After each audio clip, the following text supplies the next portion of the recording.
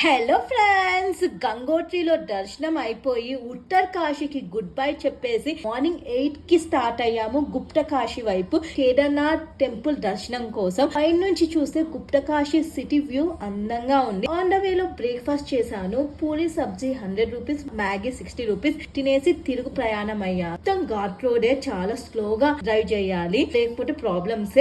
ఇక్కడ మౌంటైన్స్ ని స్టెప్స్ గా మలిచి ఇల్లు కట్టారు, అందంగా ఉంది కదా. ఓపెన్ జిమ్ కూడా ఉంది. కొంచెం సేపు మట్టి రోడ్ మీద, ఆ తర్వాత ఘాట్ రోడ్, ఇంకొంచెం సేపు బ్రిడ్జ్ మీద అలా ప్రయాణం సాగింది. ఫైనల్ గా మేమైతే కేదార్నాథ్ కి వెళ్లే మెయిన్ హైవే తో కలిసాము. అక్కడే ఉన్న హోటల్లో స్వీట్ లస్సీ తాగి పోహా జీరా రైస్ తినేసి మళ్ళీ ప్రయాణం స్టార్ట్ చేసాము. కానీ హోటల్ కి 10 కిలోమీటర్స్ దూరంలో ట్రాఫిక్ జామ్ లో స్టక్ అయిపోయాను. చివరికి గుప్త కాశీకి ఎప్పుడు రీచ్ అయ్యాను, టెంపుల్ దర్శనం, ట్రెక్కింగ్ ఎలా జరిగింది అన్నిటి గురించి డీటెయిల్ గా ఈ వీడియోలో చెప్పాను. లింక్ బయో కమెంట్ సెక్షన్ లో ఉంది. Please watch and share.